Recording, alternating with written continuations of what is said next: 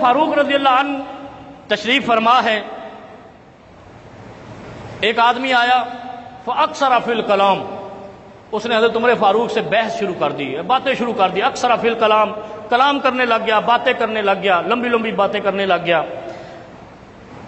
حضرت عمر فاروق کہتے ہیں ان کثرت الکلام فی الخطب، اب خطبے سے اس کو منع نہیں کیا، کہا تم خطبہ دو جو دے رہے ہو۔ حضرت عمر فاروق رضی اللہ عنہ کتنے حوصلے والے ہیں، کہا تم خطبہ دو جو دے رہے ہو، لیکن اس خطبے میں داستان گوئی نہ کرو، مزاح گوئی نہ کرو، اس میں شاعری بیان نہیں کرو۔ ہمارے یہاں کیا ہے، بھائی جان کو پتہ ہے، آدھے گھنٹے کا خطبہ ہے، 25 منٹ شعر گوئی ہے۔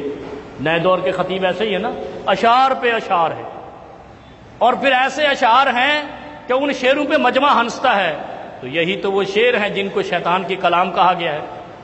اب عمر فاروق رضی اللہ عنہ نے نبی علیہ الصلوۃ والسلام کا بیان سنا ہوا تھا کہ انہوں نے ایک شخص کو کہا قولوا قولکم، اپنی بات کہو، ان کثرت الکلام من تشکیک الشیطان، یہ تو شیطان کی فطرت ہے کہ باتوں میں باتیں بنا کے بندے، اچھا اگر باتیں فضول نہ ہوں تو بندے کو ہدایت ملتی ہے، اور اگر باتیں فضول ہوں تو بندہ بے ہدایت ہو جاتا ہے۔ اور آپ کو معلوم ہے کہ جو آدمی دوسروں کو بہکاتے ہیں وہ داستان گوئی بڑی کرتے ہیں۔ اس کی ایک مثال دیتا ہوں، پھر حضرت عمر فاروق کی بات بتاتا ہوں۔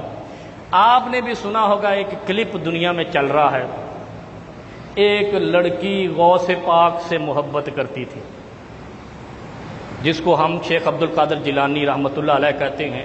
کچھ لوگوں کا وہ غوث پاک ہے، ان کی کشتی نکال دیتا ہے نا، سنا ہوگا آپ نے، کشتی ڈوبی ہوئی کشتی نکال دیتا ہے۔ حضرت نوح علیہ السلام کی کشتی کا غوث پاک تو اللہ رب العالمین تھا، اس امت میں کوئی بندہ بھی بن گیا۔ یہ کتنی بڑی بدقسمتی ہے کہ اللہ کے ہاں شریک بنا دیا اس کو۔ غوث کون ہے؟ غوث کا معنی ہے مدد کرنے والا۔ پاک کسے کہتے ہیں؟ اللہ پاک ہے، ایسے کہتے ہیں نا، اللہ پاک۔ اللہ پاک بھی ہے، غوث بھی ہے، مددگار بھی ہے، ہم نے بندوں میں سے بنا لیا، پھر اس سے لڑکی کی محبت بھی بنا دی، اور وہ ویڈیو موجود ہے میرے پاس۔ میں اس لیے یہ آج سرچ کر کے وہ بیان رسول صلی اللہ علیہ وسلم لے کر آیا ہوں کہ پریشانی ہوتی ہے، سادہ لوگ مسلمان ہیں ایسے بہکتے ہیں، اتنا تو شیطان بھی نہیں بہکا ہوگا اللہ کے سامنے، وہ بھی تو تہجد گزار تھا، نیک تھا، لیکن ایک بات کا انکار کیا نا کہ سجدہ اللہ رب العالمین نے کہا آدم کو کر دوں، بندے کو کیوں کر دوں؟ اللہ رب العالمین نے اس کو شیطان مردود اپنے دربار سے دور کر دیا، اپنے عرش سے، اپنے فرش سے دور کر دیا، اپنے بندوں سے دور کر دیا۔ ایک بات اس نے اپنی طرف سے کر دی، اللہ کے حکم سے نہیں مانی۔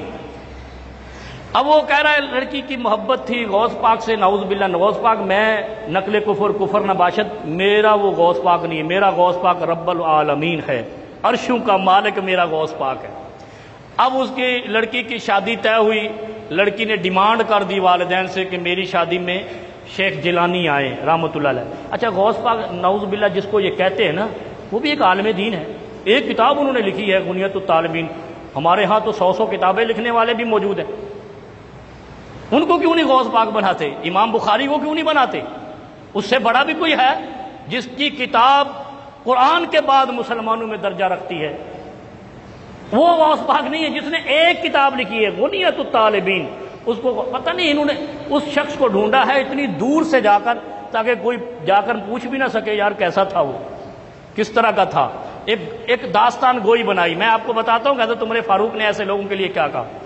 اب لڑکی کی بارات آئی، بارات چل پڑی، میں وہ پورا قصہ تو نہیں بیان کرتا، بارات آئی، بارات چل پڑی، اب راستے میں ڈاکو ٹکر گئے۔ یہ ویڈیو آپ نے دیکھی ہے، بہت سادہ لوگ ہیں آپ، لیکن سوشل میڈیا تو آج کل ہر کچھ چلا رہا ہے۔ اب راستے میں ڈاکو ٹکرے، انہوں نے دلہا قتل کر دیا۔ اب وہ بارات واپس آئی اپنے غوث پاک کے پاس نعوذ باللہ، اس کو آ کر شکایت کی۔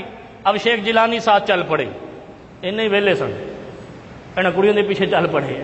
اب وہ چلے پڑے، اب وہ گئے، جا کر کیا کیا اس نے پتہ ہے آپ کو؟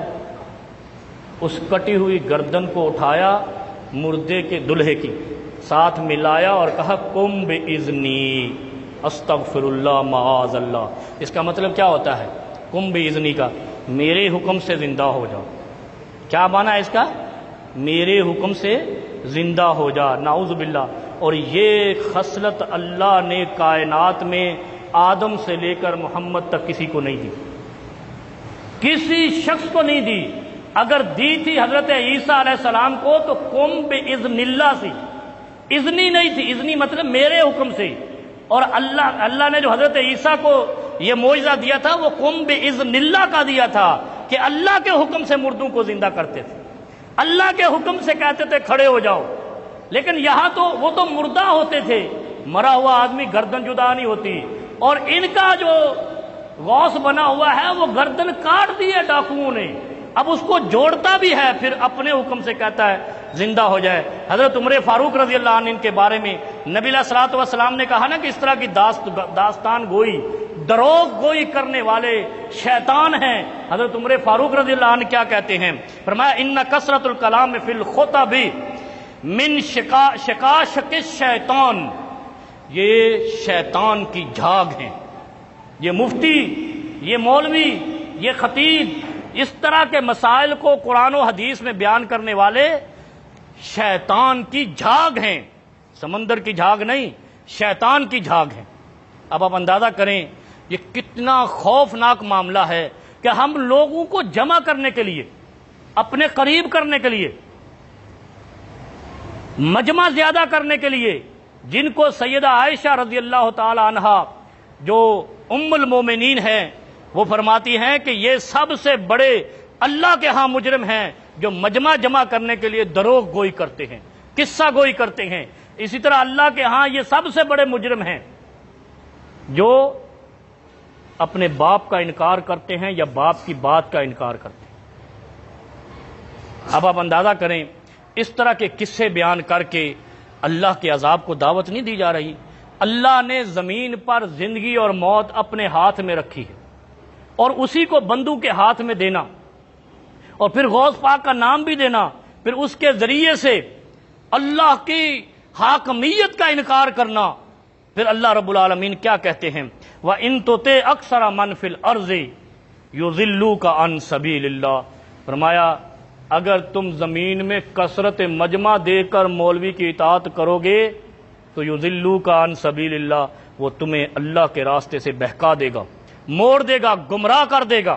وَإِن يَتَّبِعُونَ إِلَّا الظَّنَّ، فرمایا جو اس طرح کے خطیب ہوتے ہیں صرف وہم و گمان پہ قصے بناتے ہیں، رات کو خواب میں قصہ آیا صبح دین بنا کے پیش کر دیا، کبھی بیٹھے کوئی سوچ آئی اس کو دین بنا کے پیش کر دیا۔ اب یہ جو حضرت شیخ جیلانی کی طرف قصہ لگایا گیا ہے اس کا دین سے کوئی تعلق نہیں ہے، یہ تو شرک اکبر ہے، لیکن اس کو دین بنا کے خطبوں میں بیان کرنا ہے، جن خطبوں کے بارے میں فرمایا کہ ایسے خطیب شیطان کی جھاگ ہیں۔